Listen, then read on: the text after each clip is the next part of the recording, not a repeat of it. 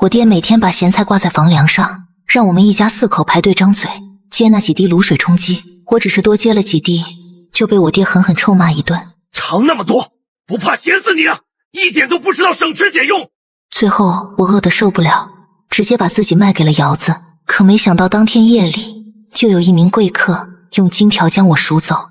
听管事的说，他是西南两地的土皇帝沈孝。我不明白他为什么要赎我，直到我跟着他一路回到府邸，站在廊下的时候，我无意间听到了屋内他跟姨太太的对话。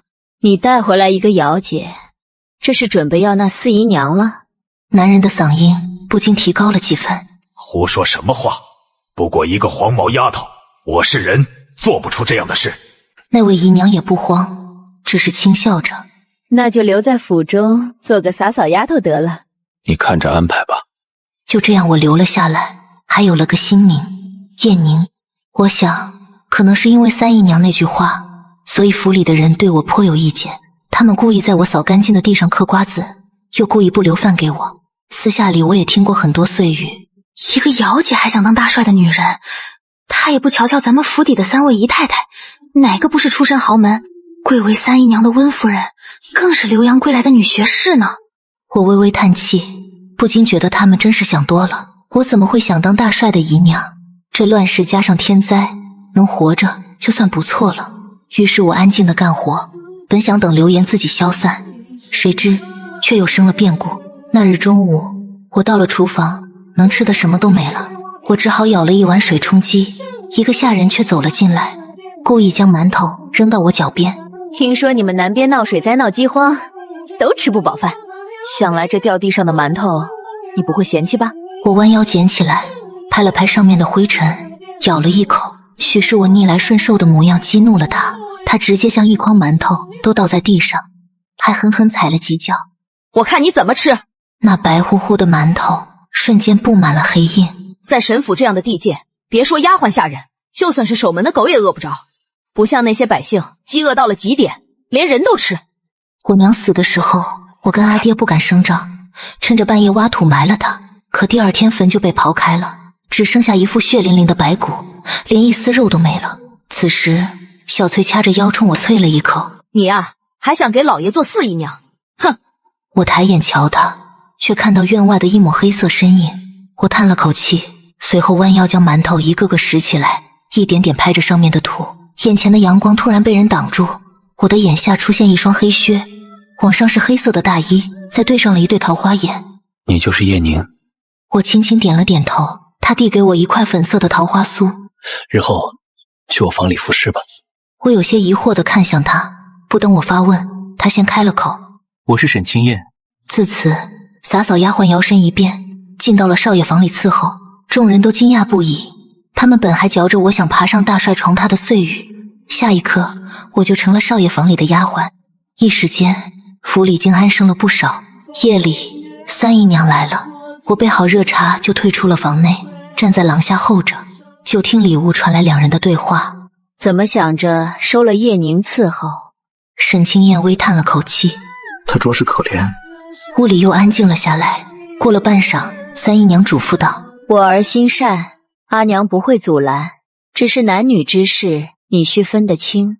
你并非寻常百姓，你是沈孝的独苗，他近日多为赤炎君之事烦忧，如若你有什么想法，可去他书房坐坐，听听他的排兵之策。儿子知道了。过了一会儿，三姨娘就出来了，她睨了我一眼，叮嘱我照顾好少爷，不要动不该有的心思。我点头应下了。叶宁，进来吧。听到声音，我推门进去。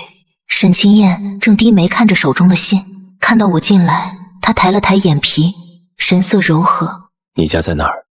南边的涞水。赤炎君的发家之地，你听说过吗？我抿嘴点头，他的眼睛里闪过一丝光亮。你详细说说。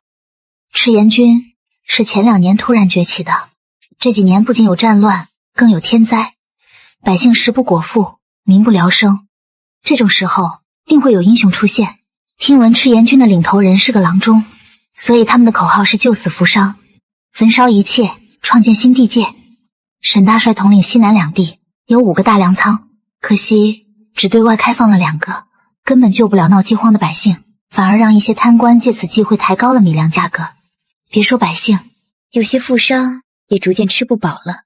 闻言，他的指尖轻轻敲着桌面，不知在想什么。随后，他叹了口气：“你们恨我阿爹吗？”谈不上恨，只是这乱世天灾，谁能给老百姓一口吃的，谁就是老天爷。他轻笑一声，微微歪头看着我。那我给了你一口吃的，我就是你的天吗？饥荒持续发酵，一路蔓延到了西边。夏日炎炎，死人一多，疫症就来了。沈清燕日日去大帅的书房，每每都很晚才回来。他偶尔也会与我说说当下的政事。叶宁，如若是你，会不会将药物先行运到西边？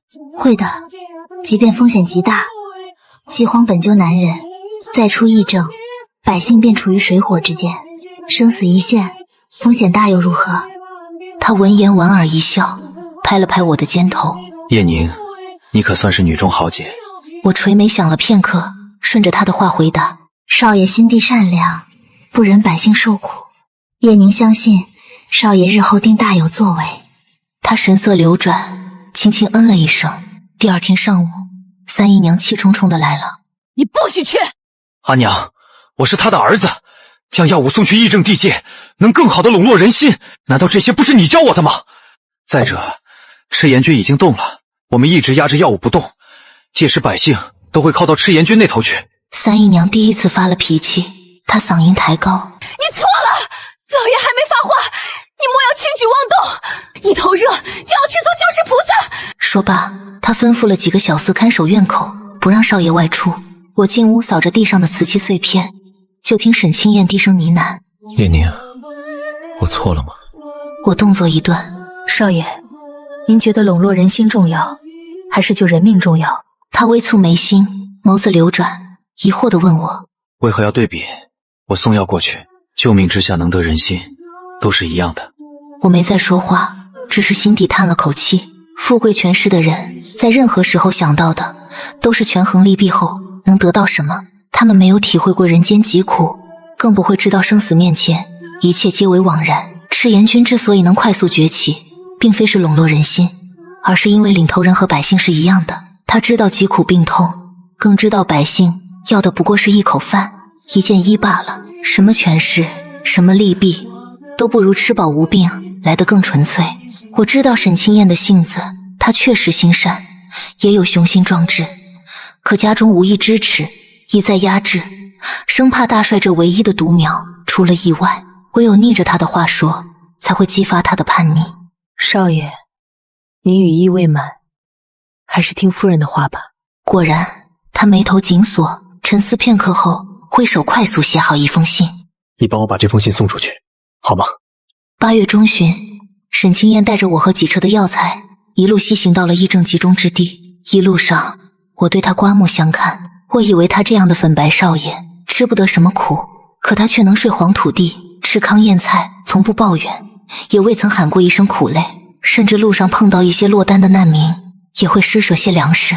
夜里风微凉，他躺在我旁边，仰头看着天边。其实，叶宁，你说的对，此番出来一看，还是救人命最重要。我爹他是两地大帅，顾虑的事情多，不仅要对付天灾，还有那些入侵的土寇。有时他要权衡的东西太多，也会有很多时候身不由己。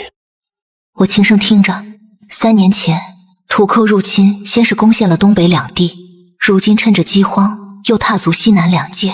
可沈孝身为大帅，竟与土寇勾结。想到这儿，我不禁脱口问他：难道大帅就没想过与赤炎军联合，一起攻打土寇吗？不知道阿爹如何想的，不过听说他手下的几个老将对此说法不一，有人支持，有人反对。一旦联合，谁是主将，谁是副手，输了大不了一起死，可要是赢了呢？地盘如何划分，权势如何规整？他见我锁眉，不禁轻笑：你个丫鬟跟你说这些，你估计也不懂。那如若您是大帅，您要如何？他沉思片刻：要是以往，我和阿爹一样，定会考量可如今我见到这生灵涂炭，还有什么考量？能活着再说。少爷大义，希望您谨记初心。一夜无话，整整半个月，药物都送完了，西边的疫症缓解了许多。回到沈府，三姨娘眼底含泪，紧紧抱了抱沈清燕。倒是沈大帅不喜不怒，嗓音阴沉：“谁同意你去了？”沈清燕微昂着头，眼底流露出自豪：“不同意我也把事办妥了。”你真是自作主张。沈大帅还要开口责骂，好在三姨娘及时化解，招呼着我们往屋里走。就当一切都向着正轨前行时，意外发生了。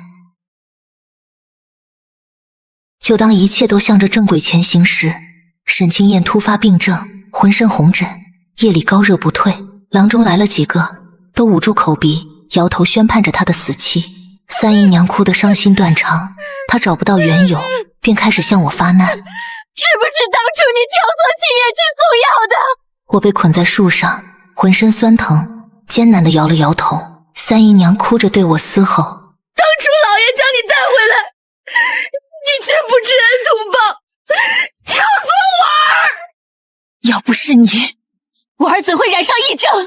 染上病的为什么不是你？”她请来了萨满，架起了火堆，摇晃着手中的铜铃，在我周围转圈。“今日我便烧死你，为我儿挡灾！”说着就将我往火堆里推，火苗的余热灼烧着我。我想起了阿爹，当我们发现阿娘的尸体被人分割时，我跟阿爹说把娘烧了就好了，什么都不会留下。可他却摇头道：“古语言，人死入土为安。”可后来我们村里附近的一些百姓突然暴病而亡，他们口吐黑血都死了。阿爹看着惨死的人，一手拉着我，一手拉着年幼的弟弟，叹了口气：“善有善报，恶有恶报，不是不报，时候未到。”后来他烧了一切，那晚的火舌也如此刻一般灼热。我动了动耳尖，听到了几声熟悉的雀鸟叫，随即开口：“能救少爷，芨芨草可缓解病症，不过这草是给牲口吃的，所以都不敢轻易尝试。”三姨娘一听，直接拒绝了：“人都要完犊子了，还在乎什么牲不牲口的？给老子喂！”说完，一碗药喂进了沈清燕的嘴里。后来又喂了2天，她的高热退了，身上的红疹也开始慢慢退散。半夜，她突然醒了，我赶忙走过去，扶着她坐起来：“叶宁，这几日谢谢你。”我抿嘴摇头：“我虽昏沉睡着，可我能听到发生了什么。我替阿娘跟你说一声对不起。”我连忙摆手：“少爷言重了。”他按住我的手腕，眼底有些微红：“你疼不疼？”我红了脸，赶忙抽回手：“我皮糙肉厚不疼。”夏日离去，秋风送爽，沈清燕彻底好了。而这件事之后，我好似走进了他的心里，不论他去哪儿，都喜欢让我跟在身侧伺候，就连去大帅的书房，他也带着我。长廊下，我站在门外，听着屋里不断传出来的讨论声，都是些军政之事。上位者确实不会体会百姓之苦，他们要的无非是怎么拿下更多的权力，怎么能获得更多的支持，而百姓的死活谁又会管？那天，书房里突然传来一声暴喝：“你是翅膀硬了，敢忤逆老子！我告诉你，沈清燕，别他娘的以为你跑去西边送了唐药，就觉得自己行了。老子说了，凤青山的粮仓不许开，你要是敢背着老子私自跑去开仓放粮，老子打断你的腿！”但沈清燕没有退缩，她扯了扯脖颈，据理力争：“南边的饥荒死了那么多人，为什么不开仓救济？老子自有考量，给老子滚！”沈清燕打开帘子钻了出来，我低着头，乖顺地跟着她离开。路上我不禁想，赤焰军不停地找寻剩下的3个大粮仓，只是这些年，他们也只找到了1个罢了。没想到，最大的粮仓竟在来水附近的凤青山，只是凤青山很广，也不知粮仓具体在哪。叶宁，你说我要是私自开放粮仓，后果会是什么？少爷还是不要铤而走险了，您为百姓做的已经足够了。再说西南2界地广山多，你也不知粮仓具体在何处。他听后眉头并未舒展，反而紧蹙如小山。我没再说什么，他也沉默不语。秋去冬来，神府迎来了一个消息，沈清燕要定亲了。这消息还是小翠告诉我的。她嚣张的模样，好似少爷要娶的人是她。少爷要娶的可是自小的青梅林大小姐。你一个姚姐出身，即便贴身伺候又怎么样？连个身份都不给你。我没说话，从他身侧越过，就听他啐了一口：“你个贱胚子，还真当自己是个角儿了？长得再好看，也勾搭不上少爷。到时候新夫人进府，就把你丢回窑子里，做个万人骑的骚货。”我垂下眼帘，微微叹了口气，就听身前清朗的嗓音袭来：“今日起，将小翠逐出神府，永不录用。”小翠吓得跪在地上求饶：“少爷，我是三姨娘生前伺候的，能不能别把我逐出去？”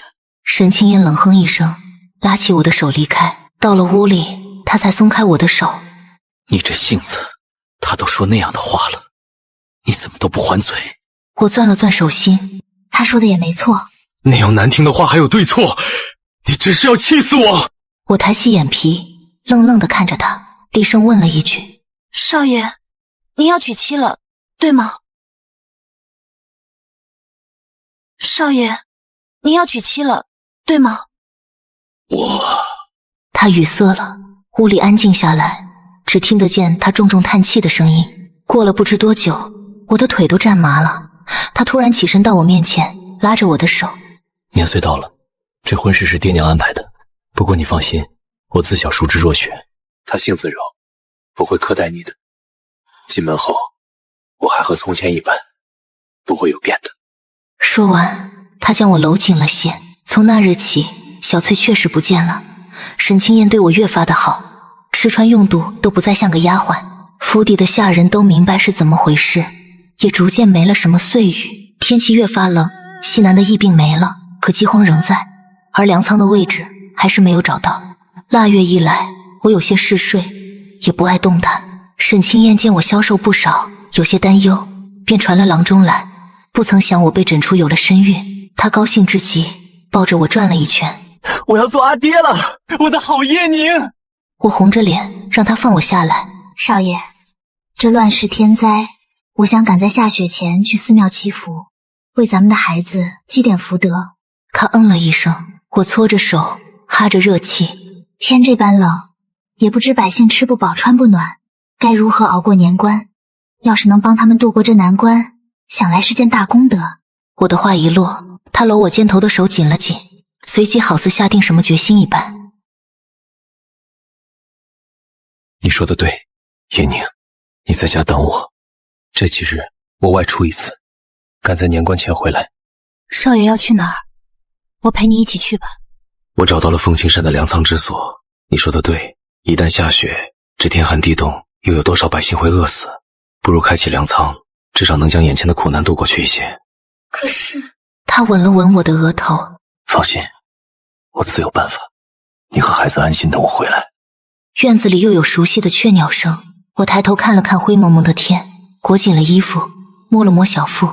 腊月17，我在府邸安心养胎。今日一早便等来了一个人。我看着来人，心里一叹，该来的终是要来。林若雪走到我面前，眉间带着一丝轻蔑：“你就是青燕哥哥身侧的叶宁。”闻言，我行了一礼，微微点头。他上下打量着我，娇笑着：“你长得确实与我有几分相似，不过假的终究是假的，上不得台面。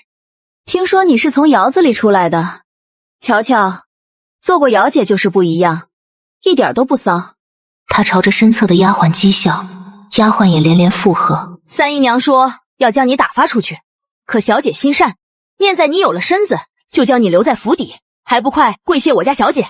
我垂眸跪谢了。随后，丫鬟又拿着一盒糕点推到我面前：“这是小姐给你的见面礼，尝尝吧。”我捏起一块，瞬间胸口憋闷，眼底发酸。此刻我终于明白，沈清燕心中爱的是眼前的林若雪，而我不过碰巧与她相似。吃了2口桃花酥，小腹突然传来一阵剧痛，我身子一歪，摔倒在地上。随后就听院外传来一阵阵的脚步声，林若雪赶忙起身行礼：“大帅，我只是来瞧瞧叶宁，什么都没做。”哪知大帅一挥手，几个士兵便将门口压住。林若雪吓得腿软，倒在椅子上。不是我。可谁知士兵绕过林若雪朝我走来，直接抄起我的胳膊将我抬了出去。到了书房，大帅冷笑着看着我。听说赤焰军的领头人是个郎中，叫顾远山，有一女一子，女儿长得十分娇艳，叫顾春光，恰巧前阵子消失不见了。我捂着肚子，咬紧牙关。大帅手持黑鞭抽在地上，发出凛冽的声音。我他妈的还在想呢，怎么那么巧？先是瑶子遇到你，然后府中出了好几个奸细，都被老子枪毙了。我那个傻儿子又是怎么那么安全的将药送去了西边议政之地？好几辆马车的药物，一路上竟如此平安。好端端的又是如何得了疫病？连府中的郎中都摇头说治不好。你一个黄毛丫头，竟然给了副草药就医好了。而后凤青山的粮仓怎么突然就被赤焰军找到了？原来这一切都是你的功劳啊，顾春光！我小腹疼得越发厉害，白着脸，额头尽是冷汗。大帅，您在说什么？奴婢听不懂。我儿生死未卜，而凤青山那边是赤焰军的老巢，老子现在就将你挂在旗杆上，看看顾远山换不换人。说完，他不听我解释，直接将我拖了出去，架在旗杆前。可直到我彻底冻僵后，还是没有任何赤焰军的影子。沈大帅一时摸不着头脑，难不成是猜错了？随后又让人把我拖进了营帐里，用温水泡手泡脚，拿汤婆子暖身。郎中也进来诊脉，遗憾的是肚子里的孩子没了。沈大帅在我面前来回踱步，神色更是气急败坏。你跟老子说，你到底是谁？我哆嗦着张嘴，却没有声音。郎中，给他瞧瞧怎么回事。郎中俯身摇头。大帅，您在大寒天给他不停地喂热汤，这一冷一热，这姑娘的嗓子冻坏了，怕是哑了。大帅气得将营帐里能砸的都砸了，还不泄愤，又冲着营帐外大喊：给老子集合！随即他朝着一个手下挥手，去传信给那帮土寇，告诉他们老子的儿子被扣在凤青山了，让他们出兵把那兔崽子救回来，否则和他们土寇之间的合作就此作废。营帐内又恢复了安静，只有郎中和我。此刻郎中突然眯着眼，悄然在我耳边低语了2句，随后拿着药箱离开了。我双手捂着肚子，胸口压得难受，眼角还是溢出了几滴泪。我突然理解阿娘残存一口气之际，她死死拉着我的手，眼底尽是不舍和担忧。她怕我爹重男轻女，怕我不得善终，怕我步了她的后尘。腊月28，马上就要过年了，土寇开始了新一波的发难，不断向着凤青山方向入侵。那些原本平安躲过饥荒和疫病的镇子，却没有躲过土寇的烧杀掠夺。而林若雪一家也惨遭毒杀，只有她自己因来到神府躲过一劫。我腹中没了胎儿，又因为大帅的怀疑，被安置在了后院的一间柴房，日日被人看守。许久不见的三姨娘突然来了，她憔悴了不少，摇晃着我的肩膀，流着2行清泪。你是不是知道什么？你告诉我，我儿去哪儿了？我摇摇头，用手沾了血，在地上写下4个字：大帅知道。三姨娘愣了，她抽了抽鼻子，头也没回就走了。后来我听下人们说，三姨娘疯了，拿着刀刺伤了大帅。听到这，我慌了神，抬头看了眼灰蒙蒙的天，又听到几声熟悉的雀鸟声。沈清燕回来了，她来的时候正飘着细碎的小雨，站在门框下静静地看着我，她的眼底泛红，浸着一层水光。叶宁，我咽下嗓子里漫上来的苦涩，轻启嘴唇，无声地唤了一声少爷。他脚下虚浮，走到了我的面前，将我紧紧地拥在怀里。是我不好，没护着你和孩子。我扯了扯嘴角，微微摇头，指尖沾水，在地上写着：少爷，别自责，幸好您教我认字，否则怕是无法。他一把拉起我的手，放在他的胸口上。我的好叶宁，你受苦了，都怪大帅害你留了孩子。你放心，我们日后还会有的。从此沈清燕变了，她不再唤阿爹，只叫他大帅。腊月30这夜，天边蒙着一层薄雾，而神府似乎笼罩在这薄雾之下，显得尤为凄凉。曾经热闹非凡的主院，此刻没有欢声笑语，没有吃酒贺词，只有冷清的庭院，还有桌上凉透的菜肴。大帅将碗筷直接摔碎。他娘的，一屋子人都跟我翻起魂了！老子背负骂名，不都是为了这一家子？大年头的，兔崽子也不跟老子拜年，连几个娘们也不来。好，老子还能缺了女人不成？来人，将窑子里的娘们都给老子叫来，还有营帐里的几个义子也给老子叫来。午夜之时，主院又热闹起来，来来往往，没有一个是神府的人，唯独有一个纤细的身影越过人群，走到了大帅的眼前，是林若雪。她一身白色长裙，细长的手托着一盏酒，眉眼弯弯的冲着大帅拜年。这晚大帅喝醉了，也是林若雪将他扶进了书房休息。初一一早，神府流言四起。这林大小姐到底怎么想的？好好的少奶奶不做，怎么却绑上了大帅？这还不好猜。少爷现在满心都是那个叶宁，想来是他认清了形势，做不成少夫人就直接做他的小娘，成了大帅的四姨太也不亏。沈清燕气得脸色发青，穿起衣服就想往外赶。我拉住了她的衣角，摆手在纸上写道：毕竟是您爹，不要因为这事伤了和气。沈清燕黑着脸拂袖而出，我望着她离去的背影，重重叹了口气。东风到了，林若雪的阿爹曾是大帅部下的一名老将，而林若雪经常来神府，时间久了，她与沈清燕就成了别人口中的青梅竹马，两小无猜。后来他爹战死，大帅只是给了些银子，并未亲自安抚其家眷。林若雪和他阿娘相依为命，在凤青山附近买了宅子，就此过活。再后来，他娘费了好大劲，才托关系找到了三姨娘，重新续上了这条红线。当天下午，府邸的人都聚集在书房的院里，我隔着人群看着大帅脸色涨红，他挥着黑色皮鞭冲着林若雪的背抽去，瞬间袄子破裂，一道深可见骨的血口子崩开。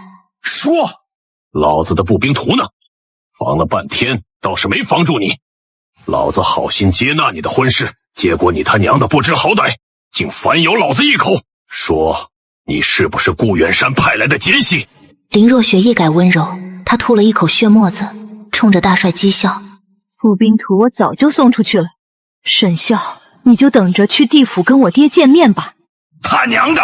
大帅手劲一狠，一鞭下去，林若雪仰头拼了劲，救死不伤，焚烧一切！话还没说完，他两眼一翻，断了气。沈大帅吩咐下人将林若雪的尸体挂起来，让所有人看看，这就是背叛老子的下场。我余光看向不远处的沈清燕，从头到尾她什么都没说，可我却看到她微颤的袖口下，那双手紧攥成拳，一条条青筋暴起，似乎在隐忍着心中无尽的怒气。回到房里，沈清燕搂着我，喉咙上下翻涌，低声呢喃：叶宁，我想将你送走一段时间。我拧眉望着他，目前正是要紧关头，虽说凤青山的粮仓开了，缓解了南边一部分的饥荒，可土寇得寸进尺，他手下的那些老将有多一半都支持与赤焰军联合，先行将土寇打出去。咱们的地界日后不论怎么说都是自家人关起门来的事。我挣脱他的胳膊，走到案桌前，提笔写道：你想夺他的权？他眼底划过一丝冷冽，抿嘴点头。大帅怎么办？你要杀了他？看着这字，他眉间紧皱。我岂会弑父？说罢，他将纸扔进了炉子里，那纸瞬间化成了灰烬。此刻沈清燕站在炉火边，脸上一明一暗。趁着动乱，我被沈清燕秘密送出了神府，他命人将我安置在涞水。到了涞水地界，一个男子骑着高头大马，快步走到我面前，恭敬地喊道：阿姐。我那年幼的弟弟如今长大了，成了阿爹最坚实的盾牌，而我成了阿爹最锋利的软刀。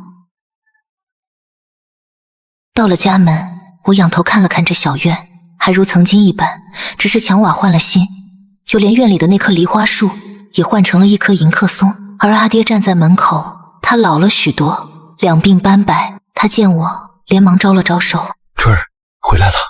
短暂相聚片刻，他们才发现我的嗓子坏了。你的嗓子怎么了？阿爹抓起我的手腕，静静探着脉，眉头一下子皱起。你的身子怎么会如此虚垮？我垂下眼帘，心底早已麻木。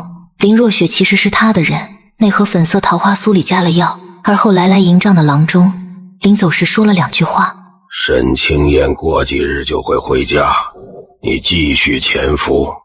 君主留话，小姐您肚子的孩子断然不能留，您莫要怪他，这一切不过都是计谋。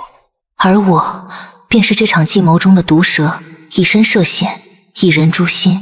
指挥全局的人就是我的阿爹顾远山，他便是赤炎军的君主，他知道定会有人跑尸分尸，而那些人都是以往欺负我们的无赖暴徒，那些人无一不惨死，只要懂些医术的人一看便知，这些人都是被毒杀的。所以阿爹一把火焚烧了一切，不只毁了证据，更是一种启示。从那天起，阿爹正式开启了赤炎军那句救死扶伤，焚烧一切，创建新地界的口号，激起了诸多拥护。我真的以为阿爹是乱世英雄，愿意付出一切为其开路。直到我长大，得知沈大帅经常去那家窑子歇息，便将计划告诉了阿爹。我没想到阿爹比我更早预料，他很早就在沈府安插了人。得知沈清燕的性子后，他用雀鸟通知了我。就这样，我成了沈清燕的贴身丫鬟。阿爹和我说，沈清燕心善，又没有太大城府，可以好好利用，助他夺取沈大帅的兵权。这样赤炎军可以联合军统，一起将土寇打出地界，多了不少胜算。只是阿爹忘了，沈清燕心善，也是个孝子，绝不会弑父夺权，所以他对沈清燕下了诸多套子，让他送药，亲眼看民间疾苦，让我救下他的命。就连怀有身孕，也是阿爹要我做的一步棋。到后来的凤青山粮仓，阿爹故意设下陷阱捕获了他，再加以一些言辞，让他明白安外必先攘内的道理。随后我被大帅发现是奸细、滑胎、林若雪惨死，这一切的一切都是诛心。阿爹说，赤炎军是民间起义，都是难民，虽然人多可参差不齐，而沈大帅部下的军统都是兵将，兵力充足，武器精良。倘若两方正面冲突，赤炎军不是对手，甚至会落个惨败的下场。若用计谋诛心，可是个不费兵力最好的法子，于是便牺牲了我，同样还有我的孩子。沈清燕更是无辜。这一刻，我明白阿娘弥留之际的那份忧心。她明白阿爹为了起义牺牲了她，也怕阿爹同样会为了权势牺牲我。时间一晃，到了2月初，沈府生变。如我所料，沈清燕心善，并未弑父，而是联合他娘在饭中下了一些迷药，然后软禁了沈大帅，得了军统兵权，与赤炎军达成合作，共同对抗土寇。第2年春天，军统和赤炎军人多势众，土寇被打出了国土地界，两方又开启了谈判。此后，阿爹又来找我，春儿，我们胜了。我看到枝头冒出了新芽，浅浅一笑，等着他后面的话。过了半晌，他低声问我，你还愿意回到沈清燕的身侧吗？我回眸看着眼前的老者，突然有些陌生。我的时日不多了，他是知道的，可他还是想榨干我最后的一丝价值。我拿起笔问他，阿爹，你曾说要为百姓谋福祉，不要乱世天灾，再带走一个无辜的性命。如今你做到了，至于谁坐上西南两界的那把高椅，重要吗？我没得到阿爹的回答，转身走了。后来如我想的一样，谈判没成功，两方开启了新一轮的内乱，无数的百姓经历了扫荡、饥荒、疫病，本该有一丝缓和的平和机会，却又被高位者当成了争夺兵权和势力的棋子。我出生于春日，世道慌乱，杯盘狼藉，阿爹为我起名春光，只希望春光作序，万物和鸣。后来我死在了春日，不过那时仍是生灵涂炭，万物终了，毫无复苏的迹象。